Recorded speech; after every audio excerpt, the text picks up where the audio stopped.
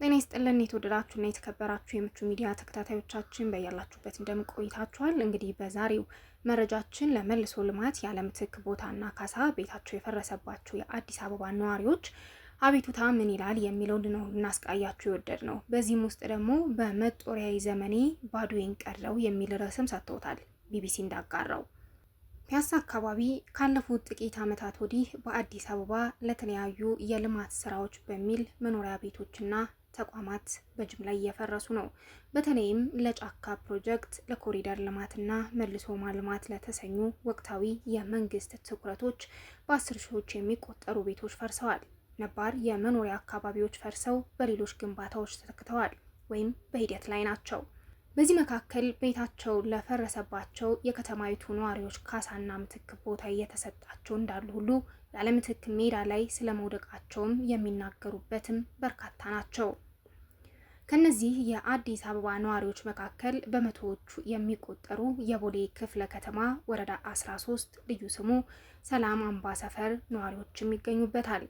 ሰነድ አልባ የተባሉት የቤት ባለንብረቶች ለ3 አስርት ዓመታት ያክል በአካባቢው እንዲኖሩም ይናገራሉ።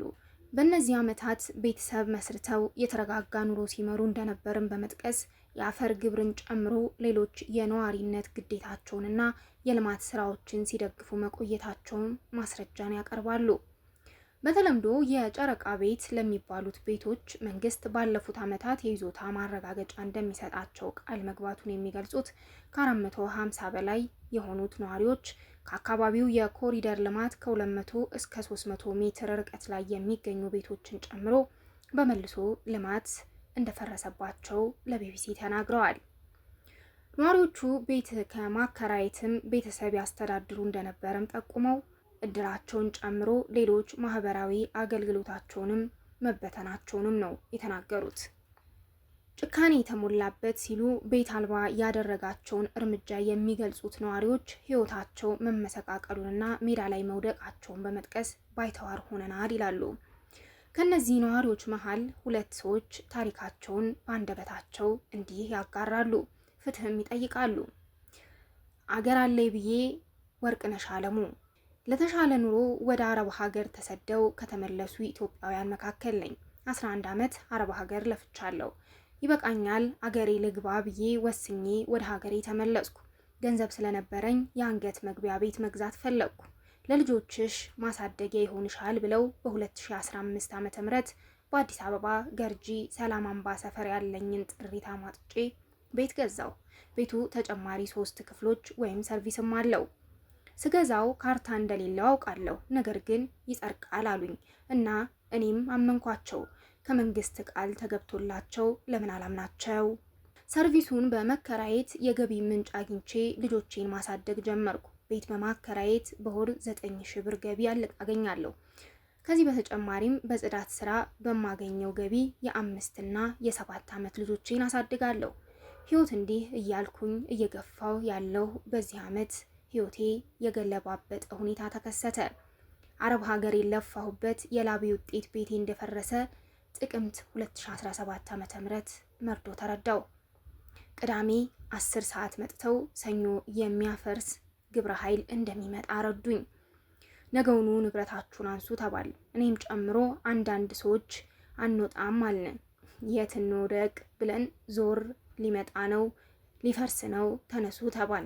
ቤትን ያህል ነገር እንደ ትንሽ ነገር ነቃቅለን ቤተሰብ መጥቶ እቃዬን አውጥቶ የጭነት ክፍል ከፍለው ይዘውልኝ ሄዱ። ይህ ሲሆን እኔ ራሴ ጋር አልነበርኩም። 11 ዓመት አረብ ሀገር ለፍቼ የገዛሁት ቤት ፈረሰ። ከራሴ ጋር አልነበርኩም። ራሴን አላውቅም። ደም ግፊት፣ እርጉዝ ነበርኩ። ጊዜ አመነኝ ነበርኩ። ይፈርሳል የሚለውን ዜና ከሰማሁ ቀን ጀምሮ ጤና አላገኘሁም። ህመሜ ተባባሰ። ያለሁበት ሁኔታም ከእለት እለት መፍትሄ የማይገኝበት በመሆኑ ተስፋ ከሚያስቆርጥ ደረጃ ላይ ደርሻለሁ። አሁን የምኖረው ለራሴ ሳይሆን ለህፃናት ልጆቼ ብዬ ነው። ወደ አረብ ሀገር ተመልሼ ለመሄድ አስቤ ነበር። ነገር ግን ልጆቹን ለማንትቼ አቅሜም እንደ ድሮ አይደለሁም። እድሜም እየሄደ ነው። በጣም ተስፋ ያስቆርጣል። አገር አለይ ብዬ ተመልሼ መጥቼ አጓጉል ሁኔታ ውስጥ ወደቅኩ። ሰው ሀገሩ ሲገባ ተስፋ ይዞ ነው የሚገባው። 11 ዓመት ሙሉ በአረብ ሀገር ሰው ቤት ስንት ውጣ ውረድ አሳልፌያለሁ። አረብ ሀገር ህይወት ተሽጦ ነው የሚኖረው። እዚህ ስመጣ ያገኘሁትም ከዚህ የተለየ አይደለም። ምን ቀረኝ? ጉዳዩን ቢሰሙ ብዬ ከቀበሌ እስከ ከንቲባ ቢሮ ተመላለስኩ። እኔን ማን ሰምቶኝ? የክፍለ ከተማውን ስራ አስፈጻሚ አግኝቼ እባክዎት የት ልውደቅ ብዬ ጠየኳቸው። ሴቶች ነን፣ ልጆች ይዘናል፣ ልጆቹ ይረባቸዋል፣ ጅብ ይወስድብናል ብዬ ለመንኳቸው። ህገወጥን አናበረታታም ብለው አስወጡኝ። በጣም ነው ያዘንኩት። ያልተመላለስኩበት ቀን የለም። እንደኔ ቤታቸው ከፈረሰባቸው ሰዎች ጋርም ሄደናል። ልጅ ይዘን ሜዳ ላይ ወድቀናል። ከዚህ የባሰ ጉዳይ ምን አለን ነው አልናቸው። 10 ጊዜ አትመላለሱ፣ ስራ አታስፈቱን ይላሉ። አሁን 4ኛ ወሬን ይዣለሁ። ወዳጅ ዘመዶቼ ያዋጥተው የ6 ወር ቤት ኪራይ ከፍለው አስቀምጠውኛል። ለገበሬ ልጆች ተብሎ የተሰራ ኮንዶሚኒየም አለ። እዚያ ይቀንሳል ተብሎ ስቱዲዮ ተከራይተውልኛል። ዙሪያው ገደል ሆኖብኛል። ደሞዜ 2709 ብር ነው። ከስራዬ ቦታዬም ርቅ ያለው ስራ ለመድረስ ረጅም ርቀት እጓዛለሁ። ከትራንስፖርቱ የሚተርፈኝ ትንሽ ነው። ቅዳሜና እሁድን ጨምሮ የበዓል ቀናትን ያለ እረፍት ከሰራው ተጨማሪ ገንዘብ አገኛለሁ። ልጆቼን ቤት ቆልፌባቸው ስራ የሚሄድበት ጊዜ አለ። እንዲያውም ሆኖ ጭንቅ ነው። የሚቀምሱት እንኳን መስጠት አልቻልኩም። ከየት አምጥቼ? በትንሽ ነገር ብስጭት ትላለሁ። በትንሽ ነገር ከሰው እጣላለሁ። ዙሪያው ጨልሞብኛል። ግን ወዴት ሄዳለሁ? እንቅልፍም የለኝም። ወርቅነሽ ብቻ አይደለችም። ጥሪቷን አጠራቅማ መኖሪያ ቤት ይሆነኛል ብላ የገነባችው ቤት ፈርሶባት መግቢያ ያጣችው። ሌላኛው የእድሜ ባለጠጋ የ85 ዓመቱ አቶ ዘላለም በሽምግልና ዘመናቸው ቤታቸው ፈርሶ መከራ ላይ መውደቃቸውን ይናገራሉ። በመጦሪያ ዘመኑ ባዶዬን ቀረው ይላሉ አቶ ዘላለም፣ የ85 ዓመት የእድሜ ባለጸጋ። በእድሜ ያላየሁት ነገር የለም። ይህ ዘመን ግን የባሰበት ነው። በዚህ እድሜ ቤት ያስፈልገኛል፣ ምግብ ያስፈልገኛል፣ ልብስ ያስፈልገኛል፣ ግን ሁሉም የለም። በሌላ ሀገር እንደምንሰማው መንግስት ጡረተኞችን፣ ሽማግሌዎችን ይረዳል። እኔ ግን የሰራሁትንም ቤት አፍርሰው ባዶቼን ቁጭ ብያለሁ። የቀን ስራና ዘበኝነት ሰርቼ ከ22 ዓመት በፊት ነበር 5 ክፍል ቤት የሰራሁት። ልጆቼን የሚያሳደግኩት እዚሁ ቤት ውስጥ ነው። 6000 ብር ቤት እያከራየሁ ገቢ አገኝ ነበር።